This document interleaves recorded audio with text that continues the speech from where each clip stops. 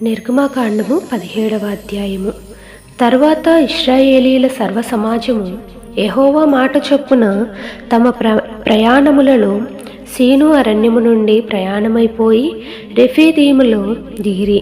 ప్రజలు తమకు త్రాగ నీళ్లు లేనందున మోషేతో వాదించుచు త్రాగుటకు మాకు నీళ్ళిమ్మని అడుగగా, మోషే, మీరు నాతో వాదింపనేలా, యెహోవాను శోధింపనేలా అని వారితో చెప్పాను.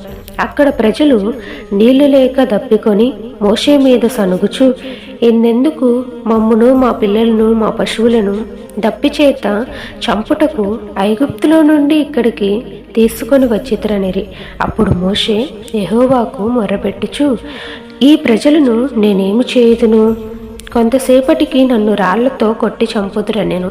అందుకు యెహోవా, నీవు ఇశ్రాయేలీల పెద్దలలో కొందరిని తీసుకొని ప్రజలకు ముందుగా పొమ్ము. నీవు నదిని కొట్టిన నీ కర్రను చేత పట్టుకొని పొమ్ము. ఇదిగో, అక్కడ హోరేబులోని బండ మీద నేను నీకు ఎదురుగా నిలిచెదను. నీవు ఆ బండను కొట్టగా ప్రజలు త్రాగుటకు దానిలో నుండి నీళ్లు బయలుదేరునని మోషేతో సెలవీయగా, మోషే ఇశ్రాయేలీల పెద్దల కన్నుల ఎదుట అట్లు చేసెను. అప్పుడు ఇశ్రాయేలీలు చేసిన వాదమును బట్టి యెహోవా మన మధ్య ఉన్నాడో లేడో అని వారు యెహోవాను శోధించుటను బట్టి అతడు ఆ చోటికి మస్సా అనియు మెరీబా అనియు పేర్లు పెట్టెను. తరువాత అమాలేకీయులు వచ్చి రెఫీదీములో ఇశ్రాయేలీలతో యుద్ధము చేయగా, మోషే యెహోషువతో, మన కొరకు మనుషులను ఏర్పరచి వారిని తీసుకొని బయలువెళ్ళి అమాలేకీయులతో యుద్ధము చేయుము. రేపు నేను దేవుని కర్రను చేతపట్టుకొని ఆ కొండ శిఖరము మీద నిలిచెదనెను. యెహోషువ మోషే తనతో చెప్పినట్లు చేసి అమాలేకీయులతో యుద్ధమాడెను. మోషే, అహరోను, హూరు అనువారు ఆ కొండ శిఖరం ఎక్కిరి. మోషే తన చెయ్యి పైకెత్తినప్పుడు ఇశ్రాయేలీయులు గెలిచిరి. మోషే తన చెయ్యి దింపినప్పుడు అమాలేకీయులు గెలిచిరి. మోషే చేతులు బరువెక్కగా వారు ఒక రాయి తీసుకొని వచ్చి అతడు దాని మీద కూర్చుండుటకై దాన్ని వేసిరి.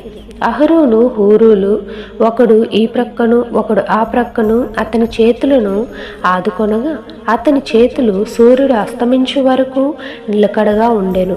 అట్లు యెహోషువ కత్తివాడి చేత అమాలేకు రాజును అతని జనులను గెలిచెను.